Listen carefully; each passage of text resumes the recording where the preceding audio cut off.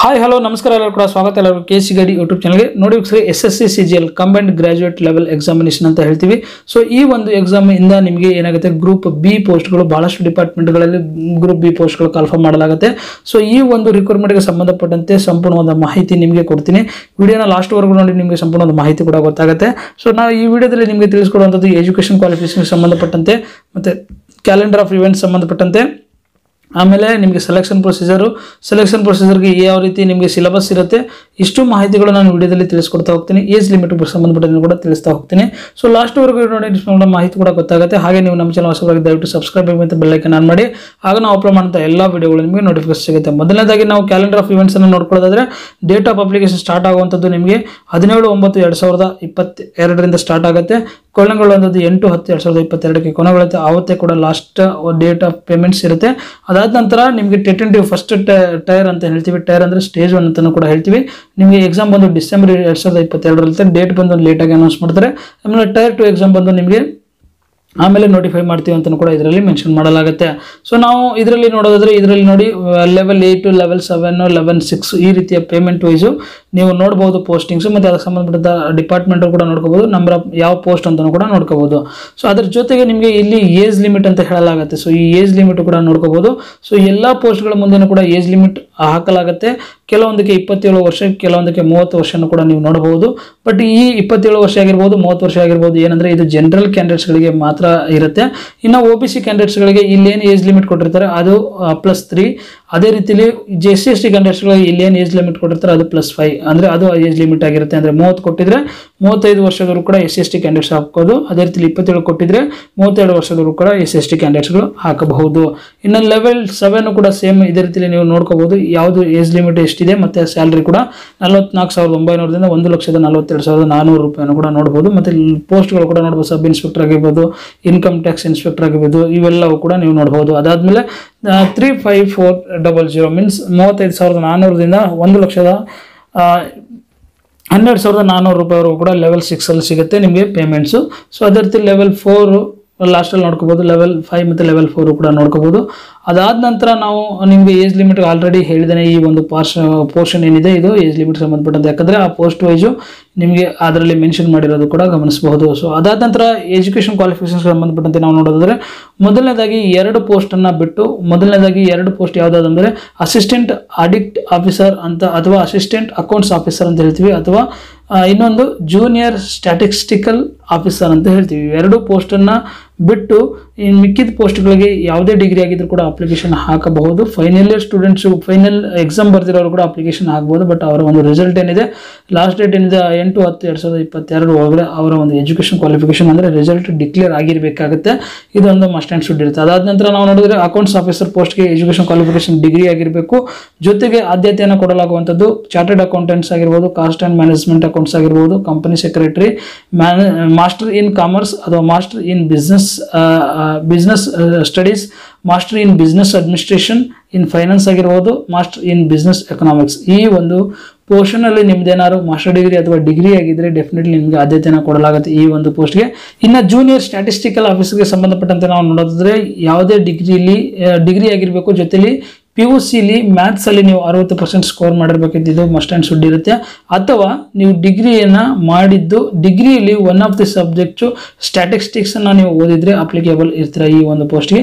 ಇನ್ನು ಮಿಕ್ಕಿದೆಲ್ಲ ಪೋಸ್ಟ್ಗಳು ಕೂಡ ಏನೇ ಡಿಗ್ರಿ ಆದರೂ ಅಪ್ಲಿಕೇಶನ್ ಹಾಕಬಹುದು ಅಂತ ಆವಾಗಲೇ ಹೇಳಿದ ಹಾಗೆ. ಅಪ್ಲಿಕೇಶನ್ ಫೀಸ್ಗೆ ಸಂಬಂಧಪಟ್ಟಂತೆ ನಾವು ನೋಡಿದ್ರೆ 100 ರೂಪಾಯಿ ಅಪ್ಲಿಕೇಶನ್ ಫೀಸನ್ನು ಪೇ ಮಾಡಬೇಕಾಗುತ್ತೆ. ಮಹಿಳೆಯರಾಗಿರ್ಬೋದು, SC ಕ್ಯಾಂಡಿಡೇಟ್ಸ್ ಆಗಿರಬಹುದು, ಅಥವಾ PWD ಕ್ಯಾಂಡಿಡೇಟ್ಸ್ ಆಗಿರ್ಬೋದು, ಅಥವಾ ಎಕ್ಸ್ ಸರ್ವಿಸ್ ಮ್ಯಾನ್ ಆಗಿರ್ಬೋದು, ಇವರು ಯಾವುದೇ ರೀತಿ ಅಪ್ಲಿಕೇಶನ್ ಫೀಸ್ ಪೇ ಮಾಡಬೇಕಾಗಿಲ್ಲ. ಇಷ್ಟು ಜನ ಬಿಟ್ಟು ಮಿಕ್ಕಿದರು 100 ರೂಪೀಸ್ ಪರ್ ಅಪ್ಲಿಕೇಶನ್ನ ಪೇ ಮಾಡಬೇಕಾಗುತ್ತೆ. ಸೊ ಸೆಲೆಕ್ಷನ್ ಪ್ರೊಸೀಜರ್ ಹೇಗಿರುತ್ತೆ ಅಂತ ನೋಡೋದ್ರೆ ಮೊದಲನೇದಾಗಿ ಟೈರ್ 1 ಟೈರ್ 2 ಅಂತ ಹೇಳ್ತೀವಿ. ಸೊ 2 ಎಕ್ಸಾಮ್ ಅನ್ನು ನಡೆಸ್ತಾರೆ. ಟೈರ್ 1 ಅಲ್ಲಿ ಕ್ಲಿಯರ್ ಆದ ನಂತರ ಟೈರ್ 2 ಕಳಿಸ್ತಾರೆ. ಟೈರ್ 2 ಅಲ್ಲಿ ಮೆಡಿಕಲ್ ಆದ ನಂತರ ಫೈನಲ್ ಮೆರಿಟ್ ಲಿಸ್ಟ್ ಇರುತ್ತೆ. ಹಾಗಾದ್ರೆ ಟೈರ್ 1 ಅಲ್ಲಿ ಏನೇನಿರುತ್ತೆ, ಎಷ್ಟೆಷ್ಟು ಮಾರ್ಕ್ಸ್ ಇರುತ್ತೆ ನೋಡೋದಾದ್ರೆ ಟೈರ್ 1 ಸ್ಕೀಮನ್ನು ನೀವು ನೋಡ್ಕೋಬಹುದು. ಟೈರ್ 1 ಅಲ್ಲಿ ನಿಮಗೆ ಜನರಲ್ ಇಂಟೆಲಿಜೆನ್ಸಿ ಆ್ಯಂಡ್ ರೀಸನಿಂಗ್ ಸಂಬಂಧಪಟ್ಟಂತೆ 25 ಕ್ವಶನ್ಸ್ 50 ಮಾರ್ಕ್ಸ್ ಇರುತ್ತೆ, ಅಂದರೆ ಒಂದು ಕ್ವಶನ್ಸ್ಗೆ 2 ಮಾರ್ಕ್ಸ್ ಇರುತ್ತೆ. ಅದೇ ರೀತಿಯಲ್ಲಿ general awareness 50 marks, quantitative aptitude 50 marks, ಈ ಜನರಲ್ ಇಂಗ್ಲಿಷ್ ಕಾಂಪ್ರಿಹೆನ್ಸಸ್ 50 ಮಾರ್ಕ್ಸ್. ಟೋಟಲ್ ನೀವು ನೋಡಬಹುದು ಒಟ್ಟು 200 ಮಾರ್ಕ್ಸ್ ಇರುತ್ತೆ. ನಿಮಗೆ 1 ಗಂಟೆಗಳ ಕಾಲ ನಿಮಗೆ ಸಮಯಾವಕಾಶ ಇರುತ್ತೆ. ಸೊ ಈ ಒಂದು ನೆಗೆಟಿವ್ ಮಾರ್ಕ್ ಕೂಡ ಇದಕ್ಕೆ ಇರುತ್ತೆ. ನೆಗೆಟಿವ್ ಮಾರ್ಕ್ ನೋಡ್ಕೋಬಹುದು ನೀವು. 0.5 ನಿಮಗೆ ನೆಗೆಟಿವ್ ಮಾರ್ಕ್ ಇರುತ್ತೆ ಇದರಲ್ಲಿ. ಸೊ 0.5 ನೆಗೆಟಿವ್ ಮಾರ್ಕ್ ಆದ ನಂತರ ಇದರಲ್ಲಿ ಏನು ಸ್ಕೋರ್ ಮಾಡ್ತಾರೆ ಅದರ ಬೇಸ್ ಮೇಲೆ ಮತ್ತೆ ಇದರಲ್ಲಿ ನಿಮಗೆ ಇಂಗ್ಲೀಷ್ ಮತ್ತು ಹಿಂದಿಲಿ ಪೇಪರ್ ಇರುತ್ತೆ, ಇದರಲ್ಲೂ ಕೂಡ ಮೆನ್ಷನ್ ಮಾಡಲಾಗುತ್ತೆ, ನೀವು ನೋಡ್ಕೋಬಹುದು. ಸೊ ಅದೇ ರೀತಿಯಲ್ಲಿ ಅದಾದ ನಂತರ ಟೈರ್ 1 ಅಲ್ಲಿ ಏನು ಎಕ್ಸಾಮ್ ಬರ್ತಾರೆ ಅದ್ರ ಬೇಸ್ ಮೇಲೆ ಟೈರ್ 2ಗೆ ಸೆಲೆಕ್ಷನ್ ಮಾಡ್ತಾರೆ. ಟೈರ್ 2 ಅಲ್ಲಿ ನೀವು ನೋಡ್ಕೋಬಹುದು. ಟೈರ್ 2 ಅಲ್ಲಿ ಈ ರೀತಿ ಇರುತ್ತೆ, ಪೋಸ್ಟ್ ವೈಸು ಮತ್ತು ನಾವು ಸೆಕ್ಷನ್ ವೈಸ್ ಅಂತ ಕೂಡ ಕೊಡ್ಬೋದು. ಪೇಪರ್ 1 ಅಂತ ಇರುತ್ತೆ, ಪೇಪರ್ 2 ಮತ್ತು ಪೇಪರ್ 3 3 ಇರುತ್ತೆ. ಪೇಪರ್ 1 ಅಲ್ಲಿ ಏನೇನಿರುತ್ತೆ, ಪೇಪರ್ 2 ಅಲ್ಲಿ ಏನೇನಿರುತ್ತೆ, ಪೇಪರ್ 3 ಅಲ್ಲಿ ಏನೇನಿರುತ್ತೆ ಅಂತ ಹೇಳಿದ್ರೆ ನೋಡಿ. ಪೇಪರ್ 1 ಅಲ್ಲಿ 3 ಸೆಕ್ಷನ್ಸ್ಗಳು ಬರ್ತವೆ. ಸೆಕ್ಷನ್ಸ್ 1, ಸೆಕ್ಷನ್ 2, ಸೆಕ್ಷನ್ 3 ಅಂತ ಹೇಳಿ. ಸೆಕ್ಷನ್ 1 ಅಲ್ಲಿ ಮಾಡ್ಯೂಲ್ 1 ಮ್ಯಾಥಮೆಟಿಕಲ್ ಅಬಿಲಿಟಿ ಅಂತ ಹೇಳ್ತೀವಿ, ರೀಸನಿಂಗ್ ಆ್ಯಂಡ್ ಜನರಲ್ ಇಂಟೆಲಿಜೆನ್ಸಿ ಅಂತ ಹೇಳ್ತೀವಿ, 2 ಮಾಡ್ಯೂಲ್ ಬರ್ತವೆ ಸೆಕ್ಷನ್ 1 ಅಲ್ಲಿ. ಸೆಕ್ಷನ್ 2 ಅಲ್ಲಿ ನೀವು ನೋಡ್ಬೋದು ಇಂಗ್ಲಿಷ್ ಲ್ಯಾಂಗ್ವೇಜ್ ಆ್ಯಂಡ್ ಕಾಂಪ್ರಿಹೆನ್ಸಸ್ ಮತ್ತು ಜನರಲ್ ಅವೇರ್ನೆಸ್ 2 ಒಂದು ಸೆಕ್ಷನ್ಸ್ ಬರ್ತವೆ. ಈ 2 ಮಾಡ್ಯೂಲ್ ಬರ್ತವೆ ಸೆಕ್ಷನ್ 2 ಅಲ್ಲಿ. ಸೆಕ್ಷನ್ 2 ಬಂದು ಒಟ್ಟು ನೋಡ್ಬೋದು 70 ಕ್ವಶನ್, ಅಂದರೆ ಇದು ಕ್ವಶನ್ಸ್ ಇರುತ್ತೆ, ಇದು ಮಾರ್ಕ್ಸ್ ಇರುತ್ತೆ. ಅದೇ ರೀತಿಲಿ ಅದು ಕ್ವಶನ್ಸ್ ಇರುತ್ತೆ, ಟೋಟಲ್ ಕ್ವಶನ್ಸ್ ಇಲ್ಲಿ ಮಾರ್ಕ್ಸ್ ನಿಮಗೆ ಮೆನ್ಷನ್ ಮಾಡಲಾಗುತ್ತೆ ಆ್ಯಂಡ್ ಇಂಟು 3 ಅಂತ ಮಾಡಲಾಗುತ್ತೆ. ಸೊ ಒಂದು ಕ್ವಶನ್ಸ್ಗೆ 3 ಮಾರ್ಕ್ಸನ್ನು ಕೂಡ ಕೊಡಲಾಗುತ್ತೆ. ಸೊ ಇಲ್ಲಿ ನೋಡ್ಬೋದು ನೀವು ಟೋಟಲ್ ಮಾರ್ಕ್ಸ್ ಎಷ್ಟಿದೆ ಮತ್ತು ಇಲ್ಲಿ ಯಾವ್ಯಾವ ಸಬ್ಜೆಕ್ಟ್ ಇದೆ ಅಂತೇಳಿ. ಸೊ ಟೋಟಲ್ ನಿಮಗೆ ಒಂದು ಸೆಕ್ಷನ್ಗೆ, ಅಂದರೆ ಈ ಸೆಕ್ಷನ್ಗೆ 1 ಗಂಟೆ, ಈ ಸೆಕ್ಷನ್ಸ್ 1 ಗಂಟೆ ಕೊಡಲಾಗುತ್ತೆ. ಅದೇ ರೀತಿಯಲ್ಲಿ ಸೆಕ್ಷನ್ 3 ಬಂದು ನಿಮಗೆ ಕಂಪ್ಯೂಟರ್ ನಾಲೆಡ್ಜ್ ಮಾಡ್ಯೂಲ್ ಅಂತ ಹೇಳ್ತೀವಿ. ಇದಕ್ಕೆ 15 ನಿಮಿಷಗಳ ಕಾಲ ಸಮಯಾವಕಾಶ ಅಷ್ಟೇ ಇರುತ್ತೆ. ಸೊ 2 ಗಂಟೆ, 1 ಗಂಟೆ ಮತ್ತು 15 ನಿಮಿಷ, ಒಟ್ಟು 2 ಗಂಟೆ 15 ನಿಮಿಷಗಳ ಕಾಲ ನಿಮಗೆ ಪೇಪರ್ 1ಗೆ ಸಮಯಾವಕಾಶ ಇರುತ್ತೆ. ಪೇಪರ್ 1 ಎಲ್ಲ ಪೋಸ್ಟ್ಗಳಿಗೆ ಕೂಡ ಮ್ಯಾಂಡೇಟ್ರಿ ಇರುತ್ತೆ. ಅದಾದ ನಂತರ ನಾವು ನೋಡೋದಾದ್ರೆ ಈ ಪೇಪರ್ 2 ಅಂತ ಹೇಳ್ತೀವಿ. ಪೇಪರ್ 2 ಬಂದು ಸ್ಟ್ಯಾಟಿಸ್ಟಿಕ್ಸ್ ಅಂತ ಹೇಳ್ತೀವಿ. ಇದಕ್ಕೆ ನಿಮಗೆ 100 ಕ್ವಶನ್ಸ್ ಇರುತ್ತೆ, ಇಂಟು 2 ಅಂದರೆ 200 ಮಾರ್ಕ್ಸ್ ಇರುತ್ತೆ. ಟೋಟಲ್ 2 ಗಂಟೆಗಳ ಕಾಲ ನಿಮಗೆ ಸಮಯಾವಕಾಶ ಇರುತ್ತೆ. ಪೇಪರ್ 3 ಬಂದು general studies, finance and economics ಅಲ್ಲಿ 100 ಕ್ವಶನ್ಸ್ 200 ಮಾರ್ಕ್ಸ್ ಇರುತ್ತೆ. ಇದಕ್ಕೂ ಕೂಡ 2 ಗಂಟೆ ಕಾಲ ನಿಮಗೆ ಸಮಯಾವಕಾಶನ ಇರುತ್ತೆ, ಇದರಲ್ಲೂ ಕೂಡ ನೋಡ್ಕೋಬಹುದು. ಸೊ ಪೇಪರ್ 2 ಆ್ಯಂಡ್ ಪೇಪರ್ 3 ಬಂದು 2 ಪೋಸ್ಟ್ಗಳಿಗೆ ಮಾತ್ರ ಅಪ್ಲಿಕೇಬಲ್ ಆಗುತ್ತೆ. ಇದು JSO ಪೋಸ್ಟ್ ಅಂತ ಹೇಳ್ತೀವಿ. ಅದಾದ ನಂತರ ಇದು ನೀವು ಅಸಿಸ್ಟೆಂಟ್ ಅಕೌಂಟ್ಸ್ ಆಫೀಸರ್ ಪೋಸ್ಟ್ ಅಂತ ಹೇಳ್ತೀವಿ. ಇನ್ನು ಮಿಕ್ಕಿದ್ದ ಕೂಡ ಪೇಪರ್ 1 ಏನಿದೆ 3 ಸೆಕ್ಷನ್ಸ್ಗಳು ಕೂಡ ಬರೀಬೇಕಾಗತ್ತೆ. ಇದು ಮಸ್ಟ್ ಆ್ಯಂಡ್ ಶುಡ್ ಇರುತ್ತೆ ನೋಡಿ. ಮಾಡ್ಯೂಲ್ 3 ಅಲ್ಲಿ data entry speed module, data entry speed test module ಅಂತ ಹೇಳ್ತೀವಿ. ಇದು ಮತ್ತು ಈ ಪೇಪರ್ 2 ಮತ್ತು ಪೇಪರ್ 3 ಈ 3ಕ್ಕೂ ಕೂಡ ನಿಮಗೆ ನೆಗೆಟಿವ್ ಮಾರ್ಕ್ 0.5 ಇರುತ್ತೆ. ಮಿಕ್ಕಿದ್ದ ಪೇಪರ್ 1 ಅಲ್ಲಿ ನಿಮಗೆ ಸೆಕ್ಷನ್ 1 ಸೆಕ್ಷನ್ 2 ಎರಡೂ ಕೂಡ ಸೇರಿ ನಿಮಗೆ ನೆಗೆಟಿವ್ ಮಾರ್ಕ್ 1 ಇರುತ್ತೆ. ಅಂದರೆ 1 ಮಾರ್ಕ್ ನೀವು 1 ಕ್ವಶನ್ ರಾಂಗ್ ಬರೆದ್ರೆ 1 ಮಾರ್ಕನ್ನು ನಿಮ್ಮಲ್ಲಿ ಕಳೆಯಲಾಗುತ್ತೆ. ಇನ್ನು ಡೀಟೇಲ್ಡ್ ಸಿಲೆಬಸ್ಗೆ ಸಂಬಂಧಪಟ್ಟಂತೆ ನೀವು ನೋಡೋದು ನೋಡಿ. ಮ್ಯಾಥಮೆಟಿಕಲ್ ಎಬಿಲಿಟಿಗೆ ಸಂಬಂಧಪಟ್ಟಂತೆ, ರೀಸನಿಂಗ್ ಆ್ಯಂಡ್ ಇಂಟೆಲಿಜೆನ್ಸ್ಗೆ ಸಂಬಂಧಪಟ್ಟಂತೆ, ಇಂಗ್ಲೀಷ್ ಲ್ಯಾಂಗ್ವೇಜ್ ಆ್ಯಂಡ್ ಕಾಂಪ್ರಿಹೆನ್ಸಸ್ ಸಂಬಂಧಪಟ್ಟಂತೆ ಸಂಪೂರ್ಣವಾದ ಡೀಟೇಲ್ಡ್ ನಿಮಗೆ ಸಿಲೆಬಸ್ ಬೇಕಂದ್ರೆ ಈ PDF ಅಲ್ಲಿ ಅವೈಲೇಬಲ್ ಇದೆ. ಅಂದರೆ ನೋಟಿಫಿಕೇಶನ್ ಏನು PDF ಇದೆ ಅದರಲ್ಲೇ ಅವೈಲೇಬಲ್ ಇದೆ. ಸೊ ಡೀಟೇಲ್ಡ್ ಸಿಲೆಬಸ್ ಕೂಡ ನೀವು ನೋಡ್ಕೋಬಹುದು. ನಿಮಗೆ ನಾನು ಈ ಒಂದು PDF ಅನ್ನು ಡೌನ್ಲೋಡ್ ಮಾಡ್ಕೊಂಡು ಡಿಸ್ಕ್ರಿಪ್ಷನ್ ಲಿಂಕ್ ಕೊಡ್ತೀನಿ, ಅಲ್ಲಿಂದ ಹೋಗಿ ನೋಡ್ಕೋಬಹುದು. ಮೊದಲನೇದಾಗಿ ಇನ್ನು ನೋಡೋದಾದ್ರೆ ನಿಮಗೆ ಮಿನಿಮಮ್ ಕ್ವಾಲಿಫೈಯಿಂಗ್ ಮಾರ್ಕ್ಸ್ ಎಷ್ಟಿರಬೇಕಂತ ಇದು ಭಾಳ ಇಂಪಾರ್ಟೆಂಟ್ ಇರುತ್ತೆ. ಯಾಕಂದರೆ ಮಿನಿಮಮ್ ಕ್ವಾಲಿಫೈಯಿಂಗ್ ಮಾರ್ಕ್ಸ್ ಇದು ತೆಗಿಲೇಬೇಕಾಗುತ್ತೆ. ಇಷ್ಟನ್ನು qualifying marks in tyre 1 section 1, section 2 ಮತ್ತು ಮಾಡ್ಯೂಲ್ 1 ಆಫ್ ಸೆಕ್ಷನ್ 3 ಅಂತ ಹೇಳ್ತೀವಿ. ಸೊ ಇದು ಅಂದರೆ ಸೆಕ್ಷನ್ 1, ಸೆಕ್ಷನ್ 2 ಮತ್ತು ಸೆಕ್ಷನ್ 3 ಪೇಪರ್ 1 ಅಲ್ಲಿ ನೀವು ನೋಡ್ಬೋದು. ಅದರಲ್ಲಿ ನೀವು ಅನ್ರಿಸರ್ವ್ಡ್ ಕ್ಯಾಂಡಿಡೇಟ್ಸ್ 30%, OBC ಜಾತಿ ಎಕನಾಮಿಕ್ 25%, ಅದರ್ ಕ್ಯಾಟಗರಿ ಅಷ್ಟು ಬಿಟ್ಟು ಮಿಕ್ಕಿದ 2 ಕ್ಯಾಟಗರಿ 20% ಮಿನಿಮಮ್ ಸ್ಕೋರ್ ಮಾಡಲೇಬೇಕಾಗುತ್ತೆ.